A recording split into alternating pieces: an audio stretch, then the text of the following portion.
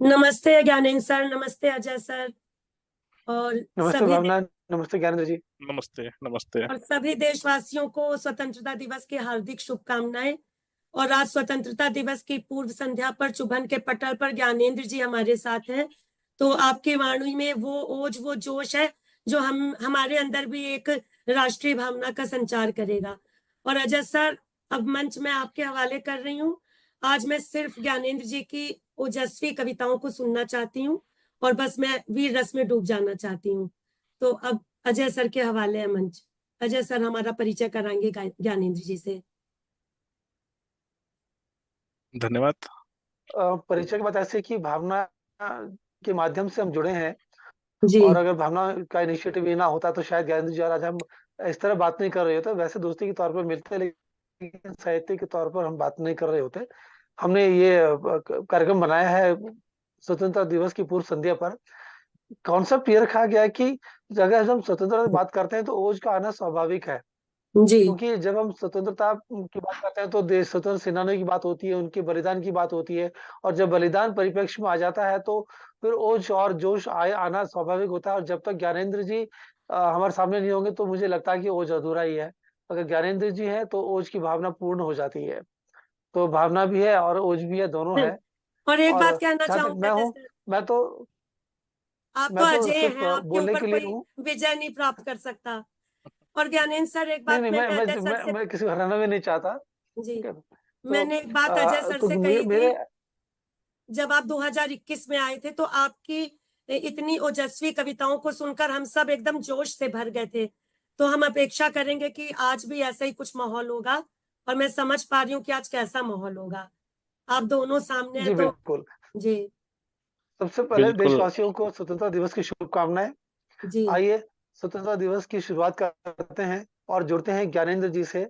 ज्ञानेंद्र जी, आप बताइए किस तरह शुरुआत करना चाहेंगे, फिर आगे बात आगे बढ़ेगी। एक बात कहना चाहूंगी अजय सर कि ज्ञानेंद्र जी के लिए मैं इतना जरूर कहूंगी कि दक्षिण भारत मतलब हिंदी भाषी क्षेत्र में इन्होंने वीर रस के कवियों, गिने चुने कवियों में मैं सोचती हूँ इनका नाम है। और इन्होंने अपना जी एक, आपने सही कहा, बिल्कुल सही कहा है आपने। ना, एक नाम अपना स्थापित किया, वहां पर एक विशेष स्थान स्थापित किया आपने। मैं बता दूं, ज्ञानेंद्र जी ने साध्वी प्रज्ञा जी के साथ भी मंच शेयर किया है। अच्छा जी, आपने बताया था जी। हाँ जी। और उस समय जब इन्होंने मंच शेयर किया था वो लाखों की भीड़ थी और अच्छा। पूरी भीड़ में जोश आ गया था। तो वाह, देखें आज ज्ञानेंद्र जी क्या लेकर आए अपने पिटारे में। हमारे अंदर भी कितना जोश आता, आज देखते हैं। जी जी बिल्कुल। धन्यवाद। मेरा सौभाग्य है कि मैं आपसे संपर्क कर रहा हूँ, से जुड़ रहा हूँ। और इवन अजय भाई साहब से बहुत पुरानी मुलाकात है हम लोगों की। और बेंगलोर में बहुत से मंचों पर, बहुत सी गोष्ठियों में हम लोग रहे साथ में। जी। और सबसे इंटरेस्टिंग बात ये रही है कि मतलब मैं अपनी जर्नी के बारे में बताना चाहूंगा कि ऐसा नहीं कि मैंने सिर्फ वीर रस या ओज की कविता ही पढ़ी है। मैंने और भी ट्राई किया, और भी कविताएं पढ़ी। और कलमकार के लिए क्या है कि शब्दों को गोतना होता है, आप कैसे भी गोत दो। ठीक है। तो जी। गोत करके जब मैं उन शब्दों को लेकर के किसी गोष्ठी या किसी मंच पर गया, जो प्रयोग किया, तो उसमें क्या है कि जब मैं नीचे उतर कर आया तो लोगों ने कहा नहीं नहीं ये नहीं जमा, पहले वाला ज्यादा अच्छा था। मतलब आप समझ रहे हो ना कि वीर रस, शायद मेरी आवाज एकदम। तेज है, या मैं इस ऐसी भूमि से आता हूं जहां पर मतलब नसों में जो है एक ऊर्जा का संचार होता है, जिसकी वजह से क्या है कि आवाज दमदार रहती है और लोग एक्सपेक्ट करने लगते हैं। तो मतलब जी। मैंने ये चूज नहीं किया कि मैं वीर रस का कवि हूँ, मैं ओजस्वी कवि हूँ। ये लोगों की डिमांड, पब्लिक की डिमांड पर मुझे फिर से मंच पर भेजा गया, नहीं नहीं पहले वाला पढ़ो जा करके। जी। तो कुछ इस तरीके की जर्नी शुरू हुई।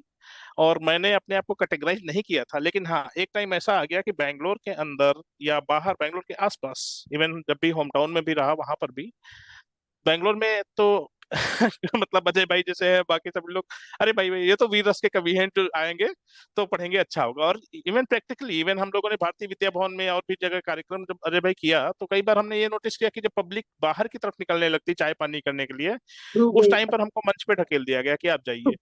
और जब मैं गया वहां पर तो धीरे धीरे क्या हुआ कि लोग फिर से इकट्ठे होने लौट लगे। आई। जी। तो ये प्रैक्टिकल सक्सेसफुल हुआ है कई बार, और जिसकी वजह से मैं एक ओजस्वी कवि के रूप में अपने आप को स्थापित कर पाया।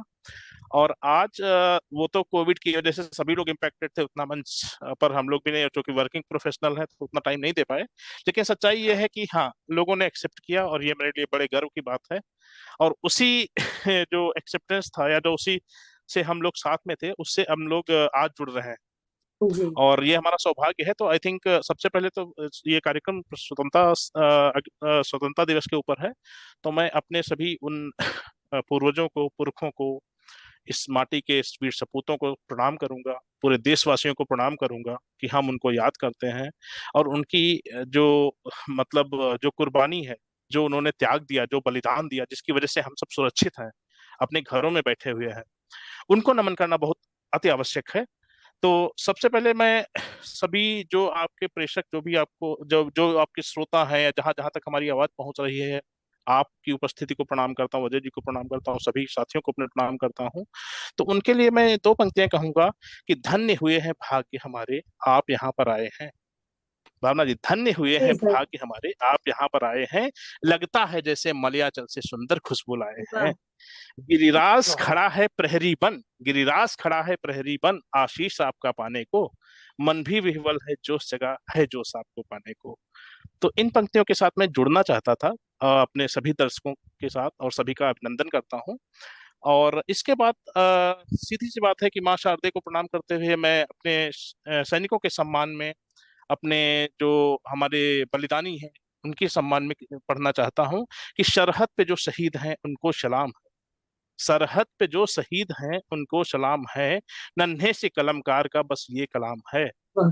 हे वीर तुमने कैसे ओढ़ी बर्फ की चादर। जब हम अपने घरों में सोते हैं सर्दियों में रजाई में, उस समय हमारे सैनिक ग्लेशियर में होते हैं ना, बिल्कुल। तो उनके लिए, उनके सम्मान में मैंने लिखा कि सरहद पे जो शहीद हैं उनको सलाम है, नन्हे से कलमकार का बस ये कलाम है, हे वीर तुमने कैसे ओढ़ी बर्फ की चादर, माँ भारती के लाल को सत सत प्रणाम वाह, है, माँ बहुत भारती के लाल को सत सत प्रणाम है। वाह वाह, बहुत बढ़िया।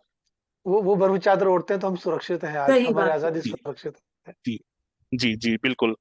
और इसके साथ साथ हम क्या कर सकते हैं जब भी देश पर आपदा आती है, अजय जी भाई, भावना जी, जी हम जी क्या करते हैं? हम सिर्फ अपने आप को नतमस्तक कर देते हैं, अपने आप को भगवान के चरणों में अर्पित कर देते हैं। जैसे आप देख रहे हो ना कि आज का जो परिदृश्य है अपने आसपास का, चाहे श्रीलंका हो, पाकिस्तान हो, बांग्लादेश हो, जी वहां बिल्कुल। पर जो त्राहि त्राहि मची पड़ी है, उसको देखने के बाद एक जनमानस के अंदर एक हुंकार उठती है, एक आवाज उठती है, हमारे जैसे कलमकार के अंदर से एक आवाज उठती है कि क्या करें प्रभु, हमारी रक्षा करो।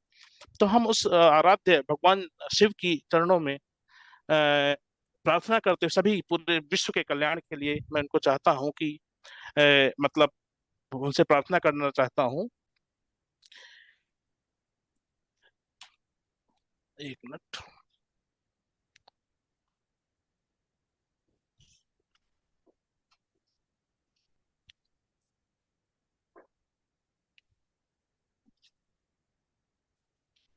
हे त्रयंबकेश्वर महादेव, हे त्रयंबकेश्वर महादेव, हे पशुपति भगवन प्रतिपालक, करबद्ध जोड़ विनती करते, आपदा प्रबंधन संचालक, दुख दर्द निवारक जगत बंधु, हे सुरवासी अंतर्यामी, भयहीन करो भय मुक्त करो, हे जगपालक हे जगरासी। और क्या कर सकते हैं हम? भगवान के चरणों में अपने आप को प्रार्थना, सारे विश्व के कल्याण के लिए यही कर सकते हैं ना।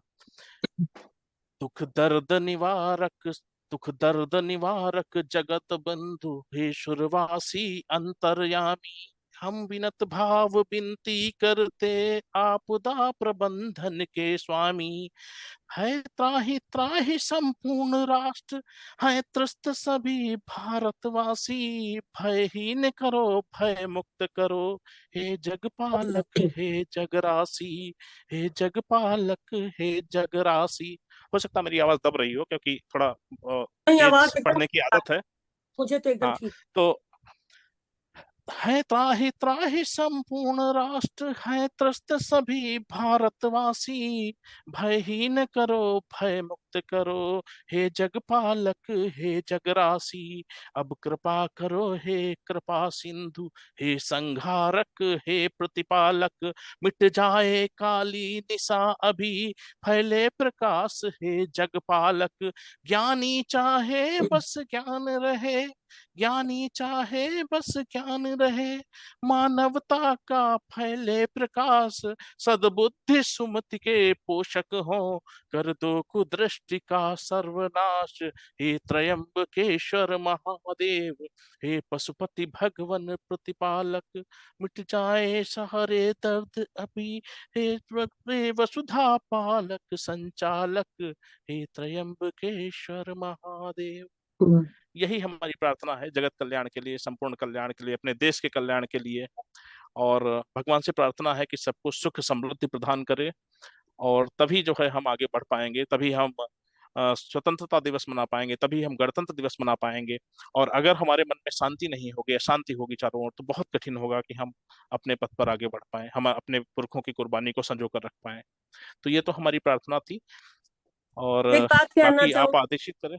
एक बात कहना चाहूंगी सर, आपने प्रार्थना की तो मैं वैसे और भी आप जैसे लोगों से यही प्रश्न करती हूँ कि अभी आपने जिक्र किया जैसे हमने अपने पड़ोसी देश का, तो धर्म के नाम पर इतना कुछ होता है, इतनी हिंसा होती है और इतने लाचार और निर्बल लोग मारे जाते हैं, तो क्या आपने त्र्यंबकेश्वर से प्रार्थना की? क्या ईश्वर ऐसा चाहते हैं? कोई भी ईश्वर ऐसा चाहेगा? तो क्या क्यों ऐसा वही होता है? वही वही वही भावना जी, सबसे बड़ी बात यह है कि जहां पर हमारा मतलब सोचना खत्म हो जाता है, जहां पर हमें लगता है कि हम कुछ नहीं कर पा रहे हैं, हम जी जी असहाय हैं, जी, तो वहां पर हम अपने आप को जाकर के भगवान के शरण में अर्पित कर पाते हैं। बिल्कुल। तो जब देख रहे हैं कि चारों तरफ इतनी हिंसा हो रही है, लोगों को मारा जा रहा है, अब हम जाकर के वहां युद्ध तो नहीं कर सकते। जी हम लोगों की क्या है कि अपने संपूर्ण मानव कल्याण के लिए भगवान से प्रार्थना करते हैं, हे भगवान ऐसा मत करो। तो ये तो मजहबी उन्माद है, कोई भी धर्म ऐसा नहीं कहता कि धर्म के आप नाम जाकर पर के लोग क्यों ऐसा धर्म करते के हैं? नाम पर। राइट बिल्कुल। Right right right. तो वही वही चीजें हैं कि मैं लिखता भी हूँ आगे कि मैंने अपने बारे में ही लिखा कि हंसी चेहरे पे रहती है, हंसाना सबको आता है। वाह, हंसी चेहरे पे रहती है, हंसाना सबको आता है, खुदा की दी हुई बरकत लुटाना मुझको आता है। नहीं कुछ पास है मेरे, नहीं कुछ पास है मेरे, जिया फिर भी अमीरी में। नहीं कुछ पास है वाह, मेरे, जिया फिर भी अमीरी में। बनी रिश्तों की डोरी जो निभाना मुझको आता है। वाह, बनी बहुत रिश्तों। सुंदर, वाह, बहुत सुंदर। तो ये बहुत सौहार्द की सुंदर। पंक्तियां, ये सौहार्द की पंक्तियां, इसमें न कोई मतलब हिंदू, न कोई मुस्लिम, न कोई ईसाई, न कोई जैन, न कोई सिख, सबके लिए है कि बनी रिश्तों की डोरी जो निभाना मुझको आता है। धर्म युद्ध का और नाम देते हैं जबरदस्ती इन चीजों को, बिल्कुल गलत है सर। जी जी, बिल्कुल गलत है। और उसके बाद मैं लिखता हूँ कि मोहब्बत का मैं शायर हूँ, मोहब्बत भी लिखूंगा मैं। वाह, ऐसा नहीं कि मैंने उसको पकड़ लिया, लेकिन एक जी द्रवित आत्मा है, जो हमने माहौल देखा, परिदृश्य देखा, उस परिदृश्य को देखने के बाद एक द्रवित आत्मा होती है और कलम उठा करके लिखने को प्रेरित करती है। तो मैं लिखता हूँ कि मोहब्बत का मैं शायर हूँ, मोहब्बत भी लिखूंगा मैं, वतन पर मरने वालों के दिलों में जा रहूंगा मैं। अभी आपने देखा होगा कि आ, मतलब किस तरीके से जो आतंकी घटनाएं होती हैं, किस तरीके से हमारे सैनिकों का बलिदान होता है, किस तरीके से नवविवाहिताएं जो जिनको कि शायद शायद ही उनकी मेहंदी का हाथ सूख पाया बिल्कुल हो और उनको बिल्कुल। खबर आ जाती है, तो उनके लिए लिखता हूँ कि मोहब्बत का मैं शायर हूँ, मोहब्बत भी लिखूंगा मैं, वतन पर मरने वालों के दिलों में जा रहूंगा मैं। जहां उतरा नहीं है रंग मेहंदी का हथेली से, जहां उतरा नहीं है रंग मेहंदी का हथेली से, उसी बहना की आंखों से लहू बनकर बहूंगा मैं, उसी वाह, बहना की आंखों से लहू बनकर बहूंगा मैं। बहुत खूब, बहुत खूब। सही बात तो क्या कहते हैं। अगर हम उनसे हमदर्दी नहीं रख सकते तो हम देश के शहीदों का सम्मान नहीं कर सकते थे। बिल्कुल सही अजय भाई। और एक कवि क्या करता है, कवि की व्यथा होती है कि मैं नन्हा सा कलमकार हूँ, दिल की व्यथा लिखा करता। मैं नन्हा सा कलमकार हूँ, दिल की व्यथा लिखा करता, रिश्तों को जज्बातों के रंगों से सदा भरा करता, शब्दों को जब गूंथ गूंथ कर मन की पीर को गाता हूँ। भावना जी, जी जी बिल्कुल। शब्दों को जब गूंथ गूंथ कर मन की पीर को गाता हूँ, तुम कहते हो कविता है, मैं दिल की व्यथा सुनाता हूँ। वाह, मैं दिल की व्यथा सुनाता हूँ। बहुत वाह, सुंदर। वाह, तो वाह। ये कवि हृदय है, ये आपका हृदय है, हमारा हृदय है, जो भी साहित्य प्रेमी है। बिल्कुल। क्या है कि हम यही कर सकते हैं कि फिर से मैं पढ़ूंगा, मैं नन्हा सा कलमकार हूँ, दिल की व्यथा लिखा करता, रिश्तों को जज्बातों के रंगों से सदा भरा करता, शब्दों को जब गूंथ गूंथ कर मन की पीर को गाता हूँ। वाह, तुम कहते हो कविता है, मैं दिल की व्यथा वाह, सुनाता हूँ। मैं बहुत अपनी दिल सुंदर। की व्यथा सुनाने के नहीं, लिए आपने आया हूँ सही यहाँ कहा, पर। क्योंकि कवि जो है राष्ट्रीय परिवेश में कवि का बहुत बड़ा हाथ होता है। जब अगर युद्ध भी होता है तो अब शायद आजकल तो वो चीज नहीं रह गई, लेकिन पुराने जमाने में कवियों के साथ लेके जाया करते थे, और जब कवि ओज की कविता पढ़ते थे तो सैनिकों में जोश आया करता था। तो कवि की भूमिका समाज सुधार के हर पहलू पर रहती है। और आप ये नहीं कह सकते नन्हे से कलाकार हैं, आप तो जाने माने कलाकार हैं। और जी आपकी जी। कलम को सुनने के लिए हमने प्रोग्राम किया था, आप नन्हे कलाकार वो नहीं रहे, कलमकार नहीं रहे आप। आपने आपने आपने आप इस प्रसंग को याद करते हुए मुझे याद आ रहा, जो कि आपने बात की कि पहले के युद्ध होते थे, कवियों को लेकर के साथ में जाया करते थे ताकि उनका वर्णन करें। उसका मुख्य उद्देश्य ये रहता था कि सब में संचार का प्रवाह करना, सबको हौसला देना। तो जब पृथ्वीराज चौहान जी को मोहम्मद गोरी गजनी ले गया और उनकी आंखों पर पट्टी बांध करके और उनको जो है खड़ा किया गया पूरे दरबार में, और वहां पर उनको फांसी देनी थी सर। और वहां पर चंदर बरदाई, जिन्होंने पृथ्वीराज रासो लिखा हुआ है, जी चंदर बरदाई थे साथ में, उनको भी पकड़ के ले जाया गया था। तो चूंकि पृथ्वीराज जी शब्द वेदी बाण, मतलब शब्द वेदी बाण में पारंगत थे कि मतलब जी जी शब्द पर ही बाण चलते थे। जी। तो उस समय चंदर बरदाई ने पढ़ा कि 4 हाथ 24 गज अंगुली अष्ट प्रमाण, ता ऊपर सुल्तान है बच्चू को चौहान। वाह।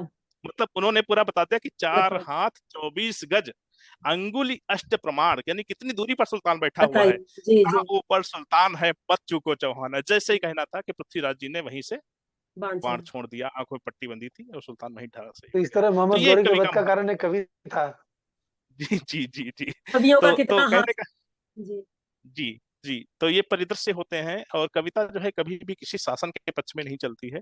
वो बात और है कि हमारी निष्ठा किसी एक पार्टी के प्रति, किसी नेता के प्रति कहीं पर हो, लेकिन उससे ऊपर उठ करके जब हम कोई रचना लिखते हैं तो यह सोचते हैं कि हमारी रचना किसी से प्रेरित ना हो जी। सकता है उस समय वास्तविक गवर्नमेंट के जो सरकार है, उस सरकार पर कटाक्ष कर रही हो, उस सरकार के पक्ष में भी हो सकता है सब कुछ अच्छा लिखा हो। लेकिन सच्चाई ये है कि कवि जो है किसी भी पक्ष का नहीं होता। अगर आप आदेशित करें तो थोड़ा और आगे बढ़ा जाए। जी सर बिल्कुल। और बिल्कुल बिल्कुल। मैं सोच रहा हूँ कि चारों तरफ से है कहाँ से शुरू करूँ, लेकिन बांधने की कोशिश करता हूँ कि क्या क्या मैं पढ़ सकता हूँ, और कम समय में, ज्यादा समय नहीं लूंगा आप लोगों का। तो अजय भाई आप भी बताइए कि कहाँ से शुरू किया जाए। वैसे परिचय की पंक्तियां मैं पढ़ रहा था, मैंने यहाँ पर छोड़ा कि अ, मैं मैं नन्हा एक सा विचार कलमकार। रखता हूँ, मैं एक विचार जी रखता हूँ, उसके हिसाब से आप देख सकते हैं कहाँ से शुरू कर सकते हैं। मेरा मानना यह है कि हम आजाद तो हो गए हैं, स्वतंत्रता तो हमें मिल गई है। तो सवाल ये उठता है क्या हम वास्तविक रूप से स्वतंत्र हो पाए हैं या नहीं। हमें इस हम्म। विषय पर भी विचार करना चाहिए, क्योंकि मेरा मानना यह है कि स्वतंत्रता शासन को हटाना स्वतंत्रता नहीं होती है। हम किसी विदेशी शासन से इसलिए नहीं लड़ते हैं कि वो शासन काम नहीं कर रहा, क्योंकि समस्या में शासन तो पब्लिक का साथ देता ही है, विकास तो करता ही है। जो भी जनता के लिए करना होता है वो ये होता है कि कोई शासन कम करता है, कोई ज्यादा करता है, इतना ही फर्क होता है। हम बिल्कुल सही। अपने आप को स्वतंत्रता इसलिए पाना चाहते हैं कि हम अपनी संस्कृति की, अपनी परंपराओं की, अपनी मान्यताओं की, अपने रिवाजों की, अपने जो हमारी मूल पहचान है उसकी रक्षा कर सकें। अगर हम आजाद होकर, स्वतंत्र होकर अपनी परंपरा और संस्कृति और अपने मूल मान्यताओं की रक्षा नहीं कर सकते, तो वो आजादी का मतलब कोई अर्थ नहीं रह जाता। और आज के जमाने में अगर आप देखें, हम आजाद तो हैं, पर सवाल ये उठता है कि आजाद होकर भी क्या हम अपनी संस्कृति को बचा पाए हैं। बिल्कुल आज बिल्कुल। हम अपनी संस्कृति से इतने दूर आ गए हैं कि हमें ये, हमारी पीढ़ी को पता ही नहीं संस्कृति, हमारी संस्कृति है क्या। मानसिक हम बिल्कुल गुलामी। सही बात है। अंधे दौड़ में दूसरे संस्कृति के पीछे भाग रहे हैं। तो ये भी एक सवाल आज के दौर पर आना चाहिए कि वास्तव में आजादी जो हमने पाई अपनी संस्कृति को बचाने के लिए, हम क्या वैसा कर पाए हैं। अगर हम वैसा नहीं कर पाए हैं तो क्या हम आजाद हो पाए हैं। ये एक सवाल मैं रख छोड़ रहा हूँ आपके ये सामने। तो ये इसको इस बहुत संदर्भ में अगर आप कुछ कह सके तो देखिए। जी जी, ये बहुत बड़ा ज्वलंत मुद्दा है। क्योंकि होता क्या है कि लोकतंत्र की जो परिभाषा है, जहां पर हम अपने विचारों को, अपनी संस्कृति को, अपने धर्म, अपने त्योहार को मनाने की आजादी है, लेकिन अगर उस पे कोई अंकुश लग रहा है कहीं से, और है जो कि परिदृश्य अपना देख रहे हैं, चारों तरफ माहौल देख रहे हैं ना, जी जी कि हमको अपने ही का देश में, अपने ही जगह पर जाने के लिए हमको परमिशन लेनी पड़ रही है, हमको सोचना पड़ रहा है कि वहां पर जाएंगे अटैक हो जाएगा, मिसाइल अटैक हो जाएगा, कि बिल्कुल बम ठीक। फूट जाएगा, बिल्कुल ठीक। है ना। और विचार अगर हम कोई व्यक्त कर रहे हैं तो डर के, जैसे मुझे याद है कि एक बार मैं बेंगलोर में किसी मंच पे कविता पढ़ रहा था, और वहां से जब मैं वहाँ नीचे लौटा तो एक महोदय आए, हमसे बोले कि इतना खुले विचारों का लिखना आपका ठीक नहीं है। शायद किसी एक विशेष मजहब को वो कर रहे थे कि इतना लिखना ठीक नहीं है। ये मेरे सामने की घटना है। हाँ हाँ, आप भी थे, तो मैंने कहा कि हाँ ठीक है, लेकिन अब फिलहाल लिखा है मैंने और मैंने व्यक्त किया, तो एक ये जो डर वाली बात है ना, तो वो कहीं ना कहीं पर हर व्यक्ति के अंदर है। मैं भी सोचता हूँ कि यार हाँ, घर परिवार वाला आदमी हूँ, मैं कैसे इतना खुल करके लिख सकता हूँ, मतलब, है ना। तो इस तरीके का जो ये परिदृश्य है, जो डर बात है, कहना ये चाहूंगी स्वतंत्रता नहीं है। पर मैं एक बात कहना चाहूंगी कि एक संप्रदाय के लोग तो काफी समय से कुछ भी कहते थे। अब हम्म। हम लोगों ने कुछ कहना शुरू किया तो शायद इस तरह की बातें आई हैं। पहले नहीं बिल्कुल कहते थे तो बिल्कुल सब कुछ ठीक था, और लेकिन बिल्कुल अगर, बिल्कुल। है ना, और अब हम लोगों को रोका जाता है, ऐसा मुझे लगता है, क्योंकि आप वाली हाँ बात भावना जी, सबके साथ ही है। जी। भावना जी, ये बहुत महत्वपूर्ण है कि आज की डेट में अगर हम तिलक लगा करके, चोटी रख करके, जैसे हमारा संस्कार होते थे वैसे जी। अगर निकल रहे हैं तो हम सांप्रदायिक हो जाते हैं। हाँ, हो जाता ठीक है। है। जी। और आप अपने कल्चर, अपनी सभ्यता, अपने साथ में अलाइन है तो आप कोई सांप्रदायिक नहीं है, आप नहीं है। जो है मतलब बड़े तहजीब वाले हैं, हाँ हाँ, बिल्कुल। है ना। तो जी। ये एक माहौल है, माहौल है। और हमें लगता है कि इस पर मैंने लिखा था कि अब तो डर लगता है मुझको सत्ता पर कुछ लिखने से। अब हम्म। तो डर लगता है मुझको सत्ता पर कुछ लिखने से, कलमकार है जल जाता क्यों नेता पर अब लिखने से। हम्म। इसमें हमारे नेताओं का सबसे बड़ा योगदान है, वोट बैंक की राजनीति होती है और कुछ नहीं। अब तो डर लगता है मुझको सत्ता पर कुछ लिखने से, कलमकार क्यों जल जाता है नेता पर अब लिखने से। अब मुक्त विचारों की आजादी भारत में प्रतिबंधित क्यों। मुक्त विचारों की आजादी भारत में प्रतिबंधित क्यों, ये तो हमारा अपना देश है ना, जी। मेरा बहुत अपना सही, देश बहुत है, सही। सबका अपना देश है, बिल्कुल। मातृभूमि है, इसलिए मैं लिख रहा हूँ कि मुक्त विचारों की आजादी भारत में प्रतिबंधित क्यों। लोकतंत्र का गला घोटकर राजतंत्र आनंदित क्यों। हम्म। लोकतंत्र का गला घोटकर राजतंत्र आनंदित क्यों। अब कैसे लिख दूं लोकतंत्र है जब लिखना मुश्किल होता। कैसे लिख दूं लोकतंत्र है जब लिखना मुश्किल होता। सत्ता के गलियारों में अब संविधान छुप छुप रोता। सत्ता के गलियारों में अब संविधान छुप छुप रहता। लोकतंत्र का चौथा खंभा, लोकतंत्र का चौथा खंभा बिना कुछ कहे कुछ क्यों कहता। और कोई भी कुछ ना सुनता है ना कोई कुछ है कहता, कोई भी वाह। कुछ ना कहता है ना कहता। तो ये एक विचारों की आजादी है जिसके बहुत लिए बहुत वास्तव, यथार्थ बात कही आपने। हाँ मतलब, तो ये भी एक पीड़ा है जिस पीड़ा पर जो है हम लोग बात कर रहे थे। जी जी। और मैं लिख रहा था कि मेरी कलम नहीं लिखती है काले काले बालों पे। आगे मैं बढ़ा रहा हूँ उसी पंक्तियों कि मेरी मतलब, फिर भी मैं जी मतलब, जी। मैंने चूंकि विचारों की बात हुई ना इसीलिए मैं आगे बढ़ा रहा हूँ कि मेरी कलम नहीं लिखती है काले काले बालों पे। ना ही लिखा कभी लिखा करती है हिरनी जैसी चालों पे। ना ही मृग नयनी के नैनों ने है मुझको बहकाया। ना ही काली जुल्फों ने मुझसे है कुछ लिखवाया। मैंने तो युग धर्म निभाकर युग की पीड़ा गाई है। वाह। मैंने तो युग धर्म निभाकर युग की पीड़ा गाई है। भूखे नंगे बच्चों ने मुझसे कविता लिखवाई है। वाह, भूखे बहुत नंगे सुंदर। बच्चों ने मुझसे कविता वाह लिखवाई वाह है। वाह, बहुत बढ़िया। मेरा शीश नहीं ये झुकता है ये सत्ता के दरबारों में। जी अरे भाई। नहीं नहीं, आप बोलिए, आप बोलिए। हाँ हाँ। मेरा शीश नहीं झुकता है सत्ता की दरबारों में, ना ही कभी झुका करता है राज महल दरबारों में। ना ही सम्मानों की खातिर कलम मेरी कुछ लिखती है। ना ही साल दुसाला में कविता मेरी कुछ लिखती है। ये तो उच्चारण है भूखे नंगे हिंदुस्तान का। प्रलयंकारी उद्घोषों संग माटी भरे किसान का। प्रलयंकारी उद्घोषों संग माटी भरे किसान का। वाह, बहुत सुंदर सर, एकदम यथार्थ। आपने बिल्कुल सही कहा जी। मैं आपके जो आपने जो भूखे नंगे शब्द इस्तेमाल किया है, मैं इसको एक और अर्थ देना चाहूंगा कि जी भूखे जी। नंगे का अर्थ, शाब्दिक अर्थ ये लगा लेते हैं कि हमें खाने को नहीं मिला या वस्त्र नहीं है, लेकिन इसका वास्तविक भावात्मक अर्थ ही शायद ये जाएगा कि हम सोच के तौर पर कितने वैचारिक तौर पे तृप्त हैं। हम सोच के तृप्त, अभी भी प्यासे हैं, हमारी सोच अभी भी इतनी भटकी हुई है कि हमें अपने देश की भारतीयता का ज्ञान ही नहीं होता है। ज्ञानेंद्र जी, हम्म। मैं सही कर रहा हूँ? अगर आप मुझे गाइड करें तो। नहीं नहीं नहीं, बिल्कुल यही यही है। इसी जो कि हम लोग बात कर रहे थे वहां पर सांप्रदायिकता की, लोकतंत्र की परिभाषा की, कैसे हम अपने आप को स्वच्छंद महसूस करें उस वातावरण में। तो जी। इसलिए ये कविता का जन्म हुआ और इस कविता को मैंने कभी लिखा था। और इसी क्रम में मतलब वही है कि मैंने कहा ना कि बहुत सी चीजें बहुत सी जगह से लिखी गई हैं, लेकिन कौन सी चीज कहाँ पर क्लिक कर रही, कहाँ पर जा रहे हैं हम, तो वो मैटर करता है। लेकिन मैं कोशिश करता हूँ कि थोड़ा और इसी कड़ी को आगे बढ़ाता हूँ। जी, बिल्कुल जैसे बढ़िया सर। इसी जी कड़ी में बोला था तो उसमें कैसे कोई आतंकी युद्ध सेना में घुस आता है, कैसे कोई आतंकी युद्ध सेना में घुस आता है, कोई कैसे कोई ऐसी घटना बार बार दोहराता है। दुश्मन से ज्यादा अपने घर अपनों से ही खतरा है, दुश्मन से ज्यादा अपने घर अपनों से ही खतरा है। कुछ गद्दारों ने ही भारत माँ का आंचल कतरा है, कुछ तो चूक हुई लगती है अपने पहरेदारों से, कुछ तो चूक हुई लगती है अपने पहरेदारों से। इसीलिए भारत माँ, इसीलिए इसीलिए भारत माँ हो, सॉरी, कुछ तो चूक हुई लगती है अपने पहरेदारों से, इसीलिए घाटी गुजी है देशद्रोह के नारों से। वाह। घाटी का मतलब हमारा जो बहुत सही, कश्मीर की बहुत सही। घाटी है वो देशद्रोह के नारों से। हाँ, हद से ज्यादा सब्र हमारी कायरता बन जाती है, यहाँ पर थे हम। तो जी। हद से ज्यादा सब्र हमारी कायरता बन जाती है, आए दिन आतंकी गोली भारत पर तन जाती है। हमने खूब कपोत उड़ाए, ओम शांति का पाठ किया, क्योंकि हमने सर्वधर्म समभाव और सभी का जी सम्मान जी। करने वाले हैं ना, इसीलिए कि हमने खूब कपोत उड़ाए, ओम शांति का पाठ किया, शिखर वार्ता समझौतों में ही भारत को बांट दिया, वाह। शिखर वार्ता समझौतों में ही भारत को बांट दिया। इसीलिए हर रोज हमारे घर मातम छा जाता है, दुश्मन की गोली से भारत का सीना छल जाता है। कुछ तो ऐसा सबक सिखाओ दुनिया भी लोहा माने, कुछ तो ऐसा सबक सिखाओ दुनिया भी लोहा माने, सपने में भी भारत पर हमला न करने की ठाने। औ- और सपने में भी भारत पर हमला न करने की ठाने।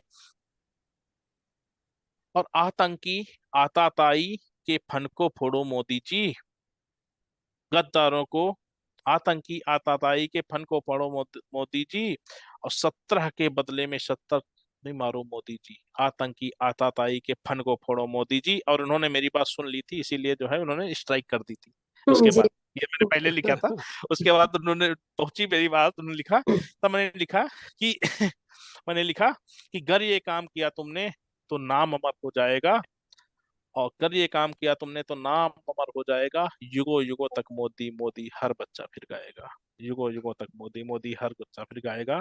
फिर क्या लिखा हमने कि जब हो गया स्ट्राइक तो मैंने भावना जी लिखा कि पहली बार लगा भारत ने सिंहों की भाषा बोली। अभी तक तो कबूतर उड़ रहे थे, ओम संधि का जी पाठ हो रहा था, लेकिन जब हो जी। गया तो मैंने लिखा, मैंने और अपनी कविता को लंबी किया, मैंने लिखा कि पहली बार लगा भारत ने सिंहों की भाषा बोली। एक मिनट में इसको एक्सेप्ट कर लेता हूँ, हाँ अब ठीक है। पहली बार लगा भारत ने सिंहों की भाषा बोली,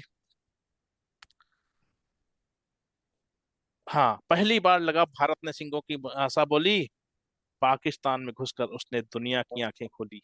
जो हमारा मुख्य दोस्त द्रोही था, वैसे तो कोई दिक्कत नहीं, लेकिन हाँ, पाकिस्तान में घुसकर उसने दुनिया की आंखें खोली। लो पैगाम सुने हर कोई, यह पंक्ति बहुत महत्वपूर्ण है, लो पैगाम सुने हर कोई, अब गूंगा किरदार नहीं।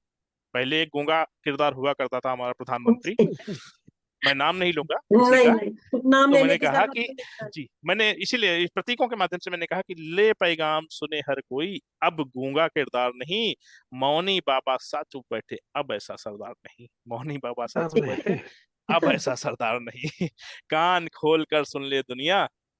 उसके बाद बदलाव क्या हुआ आप देखिए ना, उसके पहले कितनी बमबारी होती थी, कितना आतंकी घटनाएं हुआ करती थी, उसके बाद क्या बदलाव हुआ पिछले 10 सालों में। मैंने कहा कि कान खोल कर सुन ले दुनिया, आतंकी बर्दाश्त नहीं, सेना को जो आप दिखाए, सेना को जो आंख दिखाए अब ऐसी औकात नहीं, वाह। सेना को जो आंख दिखाए ऐसी औकात नहीं। तो ऐसा नेतृत्व होना चाहिए किसी भी देश का, तभी हम अपने जो पुरखों का बलिदान है उसको हम जो है रख पाएंगे, वरना बहुत कठिन हो जाता है कि हम कैसे सब चीजों को आगे बढ़ा पाएंगे। फिर मैंने लिखा था कि उसी परिदृश्य में कि कैसे गीत गजल में लिख दूं जब भारत माँ रोती है, कैसे गीत गजल में लिख दूं जब भारत माँ रोती है, कैसे गीत गजल में लिख दूं जब भारत माँ रोती है, अपने आंचल से वीरों को पल पल यूं ही खोती वाह। है, लिपटे हुए तिरंगे में, लिपटे हुए तिरंगे में वो घर जब अपने आते हैं, नेताओं से कितना दुख होता है जब हमको कि जब वो घर पर आते हैं, लिपटे हुए तिरंगे में वो जब घर अपने आते हैं, पर अफसोस है नेताओं से नहीं सलामी पाते हैं। वाह। है कि कोई भी नेता कोई भी मंत्री जो है बोलते थे अरे ठीक है सेना में गया है, उनके घर वालों को मुआवजा दे दिया जाएगा, 10 लाख दे दिया जाएगा, 20 लाख दे देंगे। हाँ, तब हमारे कलवर के वीर चौहान विनीत प्रताप जी कवि हैं, वो लिखते हैं कि तुमने 10-10 लाख दिए हैं वीरों की विधवाओं को, तुमने 10-10 लाख दिए हैं वीरों की विधवाओं को, यानी कीमत लौटा दी है वीर प्रसूता माओं को। लो मैं 20 लाख देता हूं तुम किस्मत के हेठों को। हिम्मत है तो मंत्री लड़ने भेजें अपने बेटों हाँ, को। बिल्कुल हिम्मत सही, है तो बहुत भेजें सही। अपने बेटों को। तो मैंने लिखा कि हाँ, पर अफसोस नेताओं से नहीं सलामी पाते हैं, बड़े बड़े वादों के संग में बातें बड़ी बड़ी होती, कुछ रुपयों में तुली शहादत खून के आंसू है रोती। इन हालातों में दिनकर की चीख सुनाई पड़ती है। अरे भाई साहब, आप जो कह रहे थे ना कि दिनकर और कवि या जो भी मतलब हमारे थे भूषण जैसे कवि जाते थे, जी, तो उस समय क्या होता कि बैठ करके कवि वन को सुनाई पड़ता कि इन हालातों में दिनकर की चीख सुनाई पड़ती है और जी, महाकवि भूषण की हर सीख सुनाई पड़ती है। छत्रपति शिवाजी की सेना के साथ महाकवि भूषण जाया करते थे, तो उनसे सीखने को मिलता है कि इन हालातों में दिनकर की चीख सुनाई पड़ती है और महाकवि भूषण की हर सीख सुनाई पड़ती है। और महाकवि भूषण की हर सीख सुनाई पड़ती है। राणा की हल्दी घाटी से स्वाभिमान छा जाता है। राणा की हल्दी घाटी से स्वाभिमान छा जाता है और मराठों की धरती से वीर शिवा भा जाता है। और मराठों की धरती से वीर शिवा भर जाता है। इन हालातों में दिनकर की चीख सुनाई पड़ती है। इन हालातों में दिनकर की चीख सुनाई पड़ती है और महाकवि भूषण की हर सीख सुनाई पड़ती है।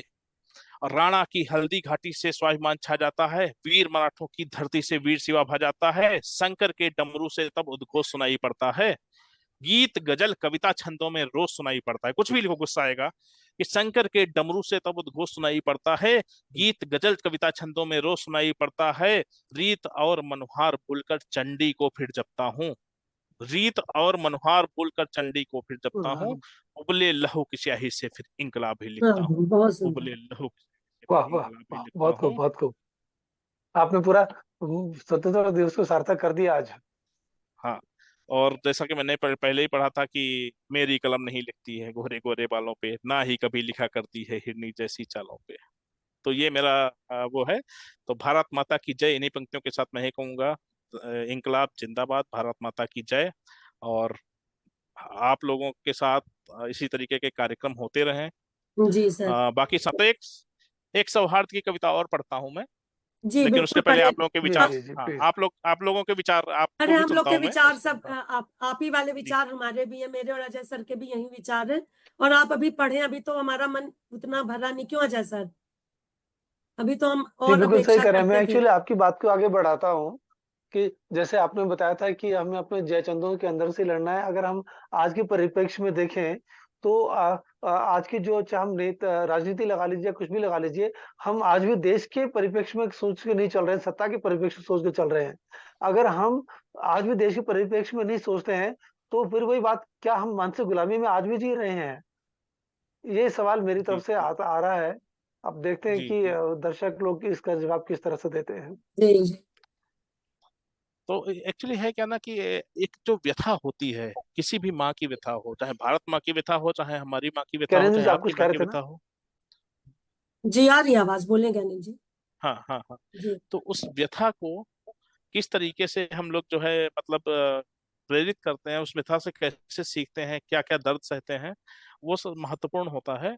तो मैंने शुरुआत में ही बात की थी कि अ, हे वीर तुमने कैसे ओढ़ी बर्फ की चादर, माँ भारती के लाल जी को सत जी। सत प्रणाम है। तो मैं वहां पर से एक मुझे पंक्ति याद आ रही है कि जब भी कोई माँ या कोई सैनिक का पिता, सैनिक के घर वाले कितना समझौते करते हैं, कितने समझौते करते हैं, उनको मैं बयां करना चाहता हूँ। मैंने बहुत बार उस गीत को पढ़ा और बहुत मेरा बड़ा फेवरेट है और हर जगह बड़ा मतलब पसंद होता है, सुना जब है मैं सर, चाहता हूँ उसको पढ़ता हूँ। हाँ, बिल्कुल सर। तो जी जी, तो उसमें यह है कि बारिश की नन्ही बूंदें, जो घर से छोड़कर निकला है बेटा, वो जी अपने घर से गया है कुछ वादे कर कर, बोलता है कि बारिश की नन्ही बूंदें यादों के बांध चलाती हैं। घर के अंदर उसके क्या माहौल है, कैसे याद आती है उस बेटे की। बारिश की नन्ही बूंदें यादों के बांध चलाती हैं। आ भी जाओ घर अपने, अपनों की याद बुलाती है। तुम तो कह कर के निकले थे, घर जल्दी ही आऊंगा, बहुत से वादे होते हैं। जी तुम जी। तो कह कर के निकले थे, घर जल्दी ही आऊंगा, मुन्ना और गुड़िया की खातिर ढेर खिलौने लाऊंगा। मुन्ना पूछ रहा है पल पल, गुड़िया याद दिलाती है, आ भी जाओ घर अपने, अपनों की याद बुलाती है। उस परिदृश्य में एक तो देखिए उसके घर का क्या माहौल होगा। मैं एक आपके सामने एक दृश्य रखने की कोशिश करता हूँ। तो उसके बाद क्या होता है कि बाबूजी अब चौपालों से घर जल्दी आ जाते हैं। ये पत्र लिखा है एक पत्नी ने अपने, मतलब जो उसका पति सीमा पर है, उस घर का माहौल लिख रही है कि कैसे बच्चे याद करते हैं। तो लिखते हैं कि बाबूजी अब चौपालों से घर जल्दी आ जाते हैं, तेरे प्यारे लिखे खतों को बार बार दोहराते हैं, सुनते सुनते उनकी बातें आंखें अब भर आती हैं, आ भी जाओ घर अपने, अपनों की याद बुलाती है, आ भी जाओ घर अपने, अपनों की याद बुलाती है। और उस अपनों की याद में माँ का हाल लिखने की कोशिश करती है कि अम्मा बैठ मुंडेरी पर, मुंडेरी हमारे यहाँ छत को कहते हैं, जी जी। हम लोगों को पता होगा तो, मुंडेरी छत। कि जब किसी माँ को ये पता चलता है कि उसका बेटा कब आने वाला है, तो वो कैसे उंगलियां गिनती, कैसे इंतजार करती। तो अम्मा बैठ मुंडेरी पर अब राहें तेरी तकती हैं, तेरे आने की तारीखें उंगली पर वो रखती है, दिन गिनते गिनते अम्मा की आंखें नम हो जाती हैं, आ भी जाओ घर अपने, अपनों की याद बुलाती है, आ भी जाओ घर अपने, अपनों की याद बुलाती है। और लास्ट में वो अपने बारे में लिखती है। देखिए एक भारतीय संस्कृति में कितनी अच्छे से वो अपनी बात रखती है कि तुम बिन सारे पर्व है झूठे, नहीं दिवाली जलती है। जिसका बेटा नहीं घर पे होगा तो दिवाली क्या होगी उसके घर में। बिल्कुल। बिन सारे पर्व है झूठे, नहीं दिवाली जलती है, मुन्ना मुन्ना गुड़िया, तुम बिन सारे पर्व है झूठे, नहीं दिवाली जलती है, और तेरे आने की ख्वाहिश में ना मुन्ना गुड़िया सजती है, तुम बिन तुम बिन सारे पर्व है झूठे, नहीं दिवाली जलती है, तेरे आने की चाहत में मुन्ना गुड़िया न सजती है, तेरे रंग में रंगने की। अंतिम पंक्ति वो अपने लिए लिखती है, ये पंक्ति भावना जी अपने लिए लिखती जी है। देखिए किस तरीके से, कितनी शालीनता के साथ लिखती है कि तेरे रंग में रंगने की यादें मुझको तड़पाती हैं, आ भी जाओ घर अपने, अपनों की याद बुलाती है, आ भी जाओ घर अपने, अपनों की याद बुलाती है। ये एक परिदृश्य होता है एक सैनिक का, और मनमोहक कितना दृश्य त्याग होता आपने है। खड़ा कर दिया सर। और बहुत हम भावुक लोग तो, परिदृश्य है। है ना, हम लोग तो खाली कल्पना कर सकते हैं, लेकिन कितनों के साथ होता है ये सोच के देखिए जिस घर में ये होता है। ये एक दृश्य आंखों के सामने तैर जाता है। जब भी जी मैं पढ़ता हूँ बिल्कुल। तो मुझे भी बहुत, कि किस मन। तरीके से कैसे सेक्रीफाइस होता है। और ये सच्चाई है किसी के घर में भी। अगर किसी का बेटा दिवाली पे घर पे नहीं तो दिवाली क्या होगी, होली क्या होगी। और उनकी वजह से हम 15 अगस्त मना रहे हैं, बिल्कुल उनकी मन। वजह से हमारा गणतंत्र सुरक्षित है। इसलिए मैंने उनके सम्मान में उनकी दशा, उनके जो दशा है उसको आपके सामने प्रस्तुत करने की कोशिश की। और हम लोगों के बात मन आपने सही इतना की। रोष। बलिदान तो सैनिक एक बार देता है, लेकिन उसका परिवार पूरे जिंदगी हाँ, भर बार बलिदान बार। को बिल्कुल। जी भुगतता है। जी जी। और हम लोगों के मन इतने रोष से भर जाते हैं, तो सोचिए कि जिन सैनिकों जो शहीद होते हैं उनके घर वालों को देश के हालात देख के कितना गुस्सा आता होगा जी आजकल जी जो जी। जो भी कुछ हो रहा है सर, वाकई में। और कुछ कहना चाहेंगे ज्ञानेंद्र सर बिल्कुल आप? बिल्कुल। आज आज एक स्थिति एक और बन गई है कि हमारे अंदर मैं ज्ञानेंद्र जी की बात को आगे बढ़ाऊंगा कि जब जी हम राष्ट्रीय एकता की बात करते हैं तो एकता हमारे भाव में होती है, एकता दिखानी नहीं पड़ती, हाथ पकड़कर खड़े हो गए, चेन बना दी, हम एक हो गए। अगर हमारे मन के भावों में एकता नहीं है तो तब भी वो आजादी अधूरी है। आज हमें देखना पड़ेगा कि हमें स्वतंत्रता के कितने कितने आयाम हो सकते हैं। सिर्फ शासन बदलने से स्वतंत्रता नहीं मिलती, हमें अपने भावों को बदलना पड़ता है, अपनी सोच को बदलना पड़ता है, अपनी संस्कृति को सही से जीना पड़ता है। जी जी जी अगर हम जी। यह नहीं कर पाते हैं तभी हमारी आजादी अधूरी है। और इस माने से अगर देखा जाए तो हम आज भी स्वतंत्र नहीं है, क्योंकि हम एक नहीं है। अगर आपकी और पर अनुमति हो तो मैं इसी भी कुछ बोलूं इस पर। जी सर, बिल्कुल बिल्कुल बिल्कुल सर। बिल्कुल बिल्कुल बिल्कुल अजय भाई, बिल्कुल सुनना देखिए, पसंद आज के करूंगा। ये जो हाँ मैं लिखा है, ये जी। आज के परिप्रेक्ष्य में बिल्कुल सटीक बैठता है, क्योंकि आज हम बंटवारे की बात करते हैं, जाति की बात करते हैं, धर्म की बात करते हैं कि धर्म का इतना हिस्सा होना चाहिए, जाति का इतना हिस्सा होना चाहिए, वो जाति का इतना हिस्सा होना चाहिए। ये पूछा जाता है कि उस कमेटी में कितने मेंबर किस किस जाति के थे, ये पूछा जाता है बहुत। और बिल्कुल। इसका हमारा नुकसान क्या हो रहा है, मैंने उस भाव को इस कविता में समेटने की कोशिश की है कि हिंदू भी हूं मैं, हम्म। हिंदू भी हूं मैं, मुसलमान सिख ईसाई भी हूं। हिंदू भी हूं मैं, मुसलमान सिख ईसाई भी हूं मैं, पर क्या हिंदुस्तानी हूं मैं? हाँ, बहुत बड़ा प्रश्न चिन्ह हिंदू है, भी हूं बहुत मैं, बड़ी बात। मुसलमान सिख ईसाई भी हूं मैं, पर क्या हिंदुस्तानी हूं मैं? एक क्षेत्र का वासी हूं मैं, एक क्षेत्र का वासी हूं मैं, अपनी रीत का आदी हूं मैं, परंपराओं से बंधा पड़ा संस्कारों का सिपाही हूं मैं। ये सब हूं, पर क्या हिंदुस्तानी हूं मैं? हाँ, बहुत बड़ी बात, बहुत बड़ी बात कह दी आपने। रिवाजों के अनेक लिखे, रिवाजों में अनेक लिखे, खान पान के ग्रंथ लिखे, रिवाजों के लेख लिखे, खान पान के ग्रंथ लिखे, कभी कश्मीरी तो कभी गुजराती हूं मैं, पर क्या हिंदुस्तानी हूं मैं?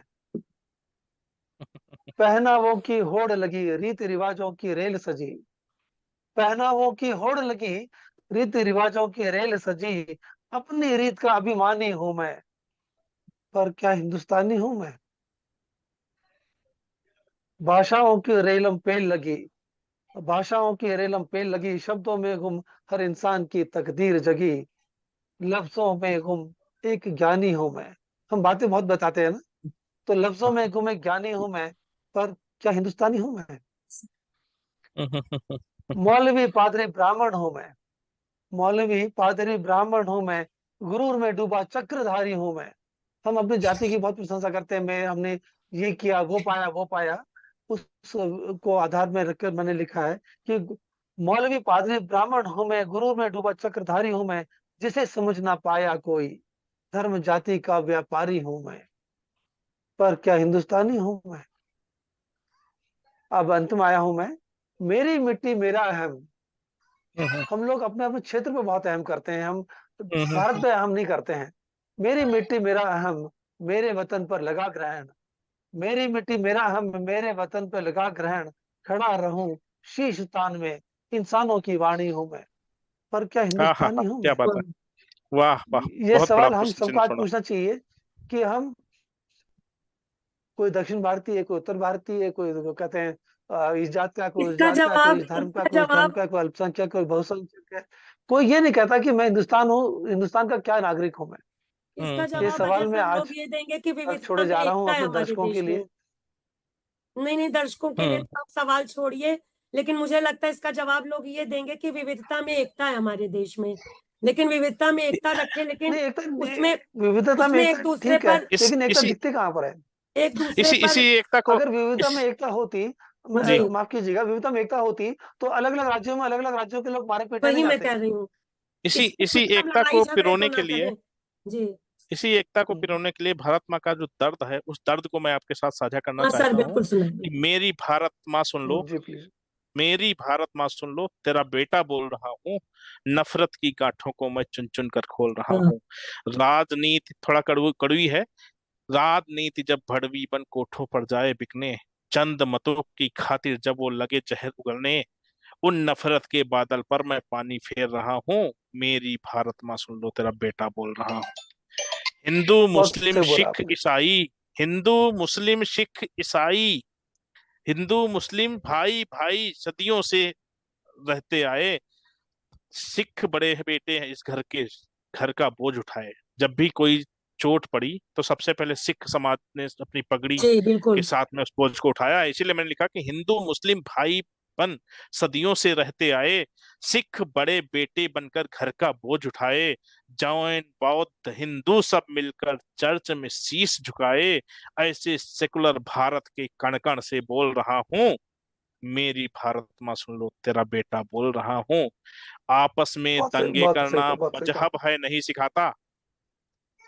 ये मेरी मतलब कोशिश है कि सांप्रदायिक सद्भावना की कविता, सद्भावना कविता कहेंगे ये, तो इसको मैं पढ़ रहा हूँ कि आपस में दंगे करना मजहब है नहीं सिखाता, ना ही कोई धर्म कभी भी कत्ले आम कराता, ना बिल्कुल ही कोई धर्म कभी भी कत्ले आम बिल्कुल कराता, सर्वधर्म संभाव बढ़ाने को मैं डोल रहा हूँ, मेरी भारत माँ सुन लो तेरा बेटा बोल रहा हूँ।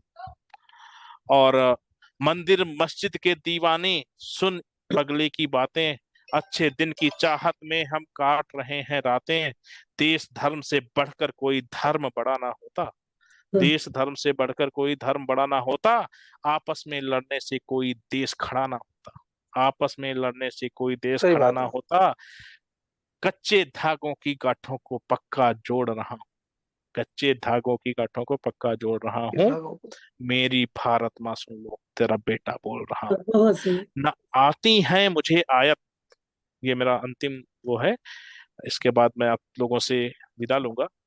जी न सर। आती है मुझे आयत, नहीं कोई श्लोक आता है, ऐसा नहीं कि मैं पंडित हूँ मुस्लिम है तुम जो हो, नहीं, मैंने क्या कहा कि न आती है मुझे आयत, नहीं कोई श्लोक आता है, वतन ना की कुछ। बात होती है तो बस जनगण सुहाता है, वतन की बात होती है तो बस जनगण सुहाता है, न जाने खींच दी किसने यहाँ नफरत की दीवारें, ये धरती है जहाँ हर शख्स अपना सिर झुकाता है, भारत माता की जय, भारत माता की जय। जय, ठीक है। वंदे मातरम, माता वंदे मातरम। वंदे मातरम। बहुत सही बात धन्यवाद। कही आपने, मेरी बात को बड़े सार्थक रूप में आगे बढ़ाया कि इस बात को तार तार कर दिया आपने कि अनेकता में एकता है, अनेकता है अनेकता में एकता नहीं है, एकता को होती तो फिर हम ऐसा किए, शायद आप ये बात बोल ही नहीं पाते हैं फिर। और चलिए, और सर मैं हम इस कार्यक्रम के इसलिए समापन की आभार तरफ आ व्यक्त चुके हैं। करूंगी आज, क्योंकि एक बार मैं पढ़ रही थी कि महान देशभक्त जो खुदीराम बोस है, उन्होंने कहा था कि वो खुश नसीब है जिसे हिंदुस्तान की धरती नसीब हुई, और उससे भी ज्यादा वो खुश नसीब है जिन्हें इसके लिए कुछ करने का अवसर मिला। तो हम लोगों को जी और कुछ अवसर तो नहीं मिलता, लेकिन अगर हम लोग अजय सर भी ऐसा ही कहते हैं कि अगर हम लोग थोड़ा बहुत कुछ कर सकें, क्योंकि हम लोग थोड़ा बहुत लिखते पढ़ते हैं, तो उसी को जी अगर कुछ अपनी उस अपना जो भी हमारे अंदर जो भी, जैसे आप कहते हैं आप छोटे से कलमकार हैं, तो हम लोग छोटा छोटा ही कुछ अपना योगदान दे सकें, तो आज के जी दिन के लिए हमारा भारत माँ को यही योगदान है। तो हम सब अपनी भारत माँ के आभारी हैं कि उसने हमको अपनी गोद में इस धरती पे अपने जी स्थान दिया। जी जी बिल्कुल भावना जी, मैं सहमत हूँ, और अपना कोशिश है कि अपने अपना जो कण कण क्षण क्षण भारत माँ को जी समर्पित है। बिल्कुल बिल्कुल और सर। बहुत बहुत जी धन्यवाद अजय सर, भाई बहुत इस सही कहा कार्यक्रम आपने। को संयोजन करने के लिए, और भावना जी इस प्लेटफॉर्म जी को बहुत बहुत धन्यवाद। प्रोवाइड करने के लिए बहुत बहुत धन्यवाद, और फिर से आशा हम है आपसे फिर जुड़ूंगा सर। करते रहे कार्यक्रम, खुशी खुशी जी स्वतंत्रता जी दिवस फिर और मिलेंगे, फिर कार्यक्रम गणतंत्र करते दिवस रहेंगे। की जी कामनाएं। जी जी। जी सर। ओके ओके सभी ओके। देशवासियों को नमस्ते। स्वतंत्रता दिवस की नमस्ते, शुभकामनाओं के शुभकामनाएं। साथ विदा लेते हैं। जी नमस्कार। नमस्कार।